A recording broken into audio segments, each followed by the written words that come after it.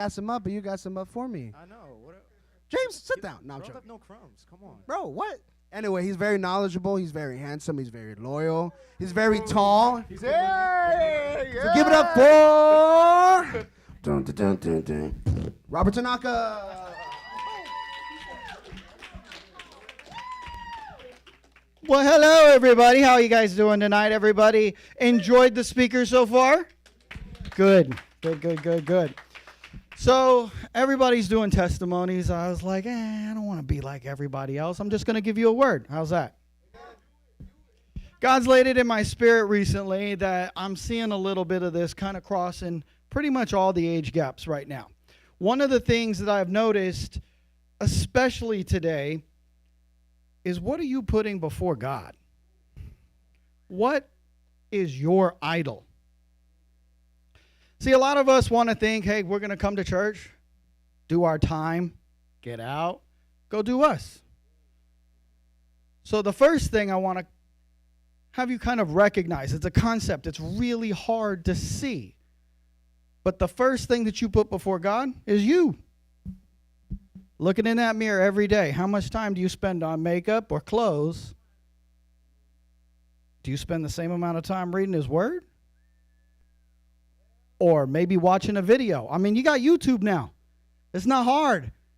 You could pick anybody you want to watch that's preaching the Word, that somebody that you like, or maybe listening to worship music.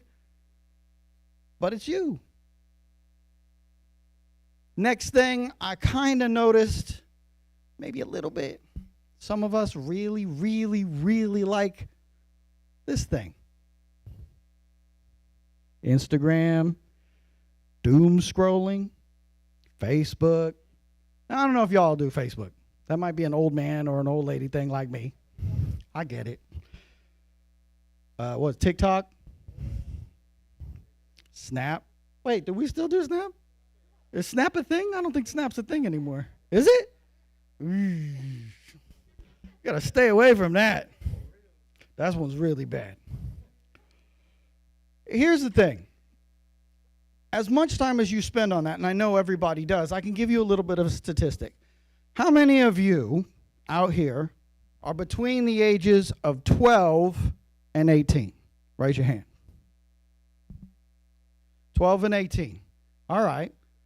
Do you know that on average, this may not be you, may not be anybody in this church, okay? May not be you. On average, spend more time on your phone doing social media than the average adult spends at work.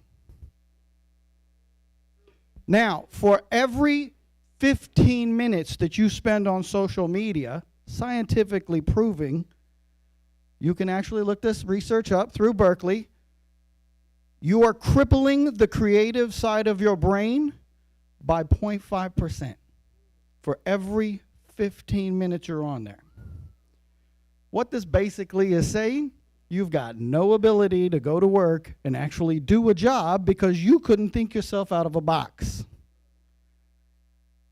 Amazingly enough, do you guys know how long it takes to recover that kind of imagination and creativity?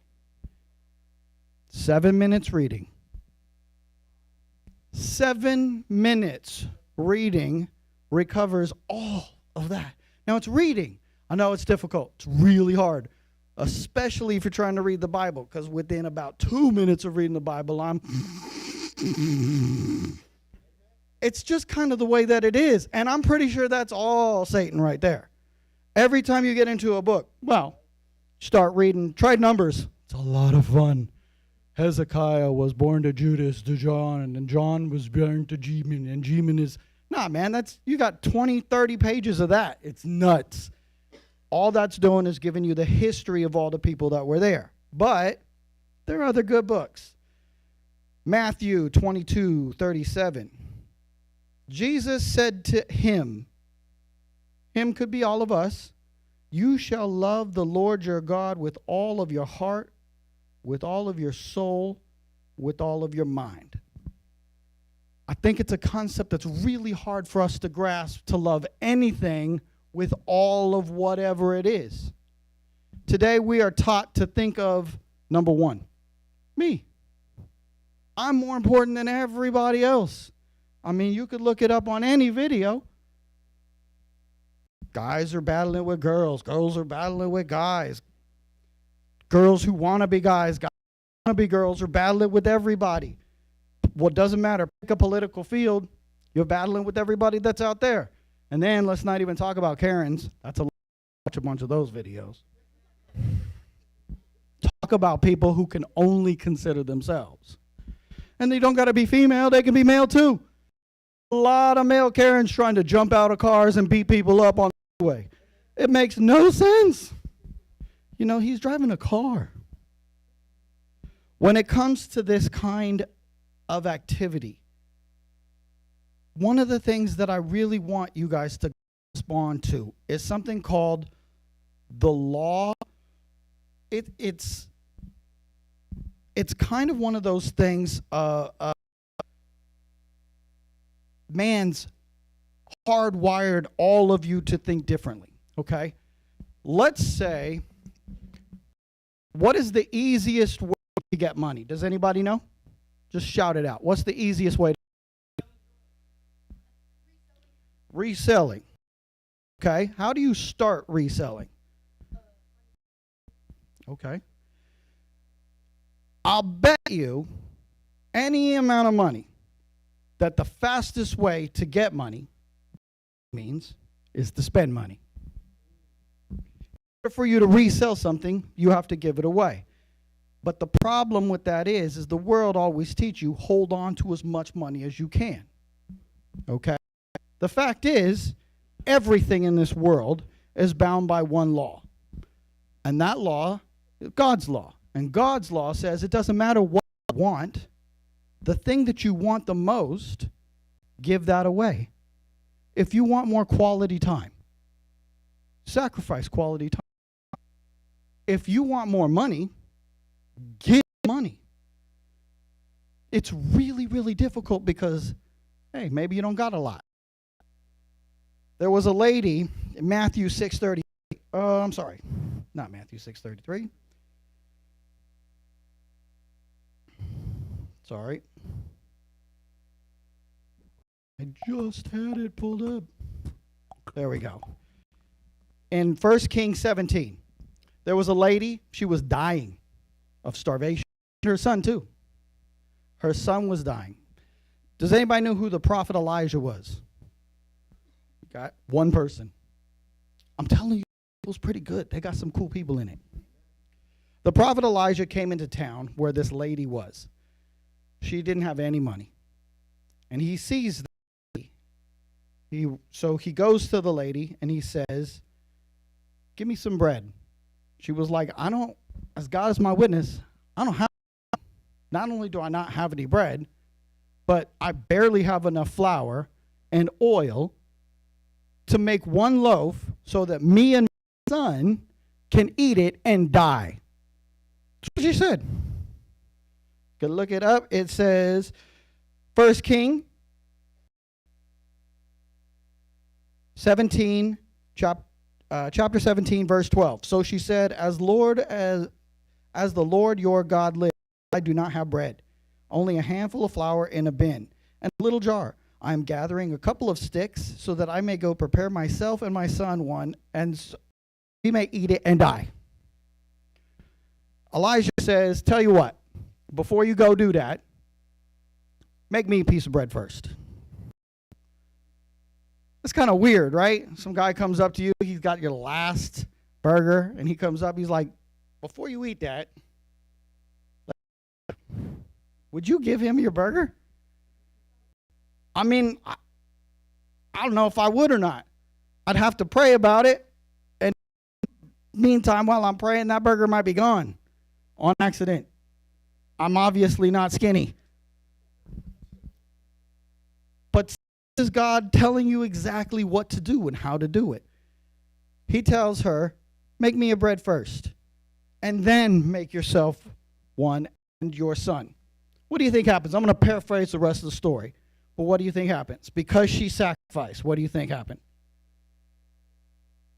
Check this out. She made it for her and her son after she made it for Elijah. And there was still all the flour and all the oil that was when she first started. It never ran out. She kept making it and kept making it and kept making it to the point where she was able to feed everybody in the town and made money for herself so that she was able to take care of herself, all because she gave away the one thing that she didn't really have, and she was giving up. Every time we sacrifice something for God, he always does it. When you start to think about all the time that you spend doom scrolling or playing video, I'm in the same boat, y'all. You just can't get on a game for about 10 minutes. My wife gets mad at me all the time. She's so mad. She hates that video. I'm pretty sure she hates happiness. Because every time I hit that game, the moment the sound of PlayStation comes on, she's like, nothing. How the hell did you hear that from all the way upstairs? 2 seconds. Just give me 2 seconds on here without coming down going, did you know we have to do this? Did you know we have to? By the way, you didn't do this or didn't do that. I'm like, you hate this. Why?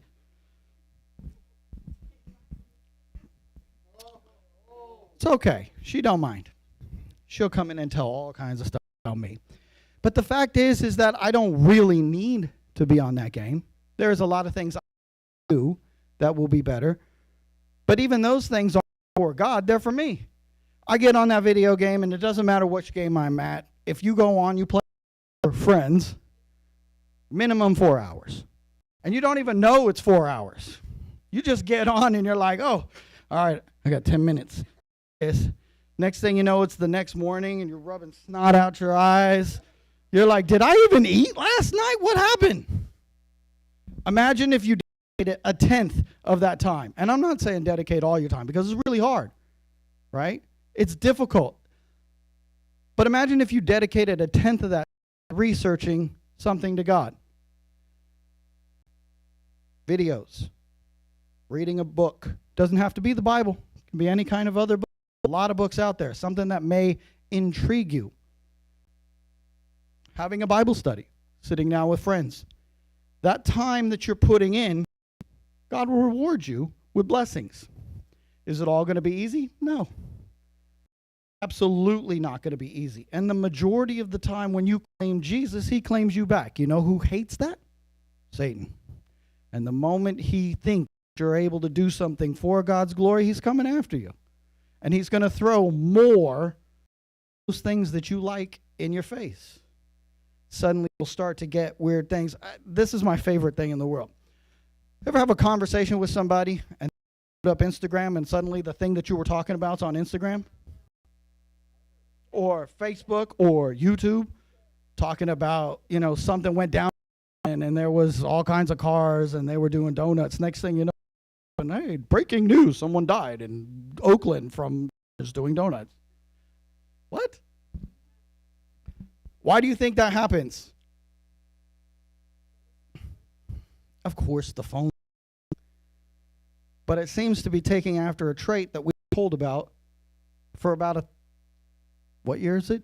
2024? We've known about it for this long. Jesus told us about it. Satan's listening. He does the same thing to your life every single day. All of those temptations that Jesus went through, and he was perfect. He went through the same temptations as you guys do, but he didn't give in. Sucked, man. Can you imagine being in the desert for 40 days with nothing to eat? Some guy walks up and he was like, hey, I got bread. All you got to do is say, hey, I like you, Satan. That's all you got. Look, it's bread. 40 days, no food.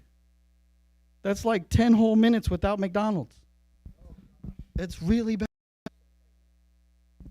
Anytime that you really start paying attention to what's going on in your lives, when you start to notice things that aren't going well, but they're for the benefit of your life, that's God. Anytime those other things that pop up that are going to get you into trouble or are only there to make you feel good, that tends not to be God. if you can't see God's glory in something, it's probably not the best.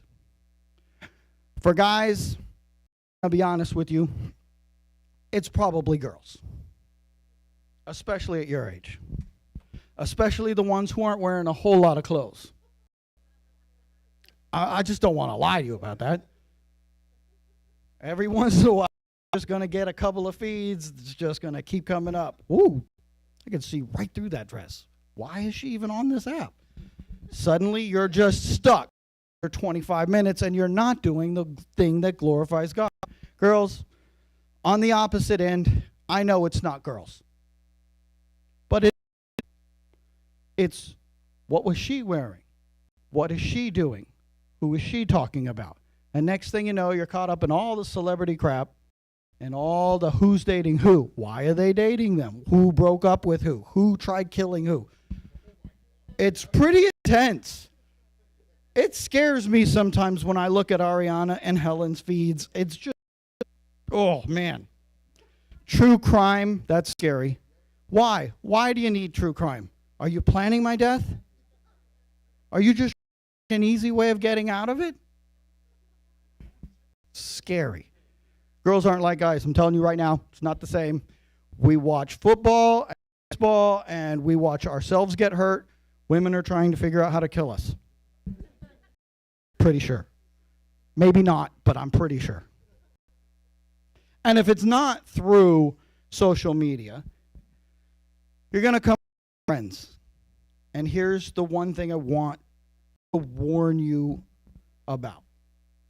You can be someone's light. You could be that example for someone. But you're always going to have that one friend who's going to be the one who tries to put that light out.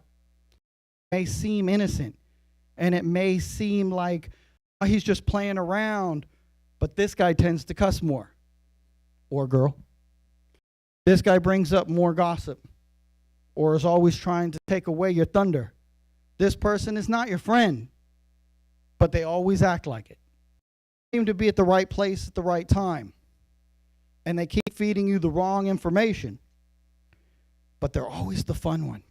They're always that one, like, hey, every time we have something that's exciting going on, this person's there. That's why we invite them. Jesus said to stay away from these kinds of people. And it's difficult because, especially at your age, you're making networking friends, and that's natural human nature. That's the way you're supposed to do things. But don't let someone else steal your light. Don't let someone else take away from you or try and put what you've worked so hard, especially when it comes to being Christian, under a basket and hide it away because it's cool, or because everyone is doing it, or because it's the safe at the time. If you deny Christ before man, he will deny you before God. The scary part of that is that one person gets it wrong and you actually don't make it out of the party that time. But you denied Christ. When you go judged, he's going to be standing there going, I don't know who you are. You don't make it into heaven. And it sucks. We don't want to think about that. My friend Lemke, one of my best friends, he just lost his son. The funny thing is we who know him, know he really loved God. He really loved Jesus. But he made a lot of really bad decisions. And some of those decisions were natural life things. We can't always do the right thing, but God is always there to pick us up. Always. You'll never be left out in the cold. God left an entire herd of sheep to go get 100 of sheep. Left all of them to go get one sheep. You're one. He loves you that much. He knows more about you than you do. And he's always there, and he will always have your back. Your worst case scenario, if you pray in the best of times, thank him for the things that he's done for you that you forget about most of the time. Do that daily, When it comes down to those hard times, you ask for something and it lines up. That's the key. It lines up with his will. I promise you somebody's going to bring it to you, or somebody's going to pull you out, or somebody's going to give you the right advice. The thing that you have to do is listen. So tonight, that's what I want us to do, is listen.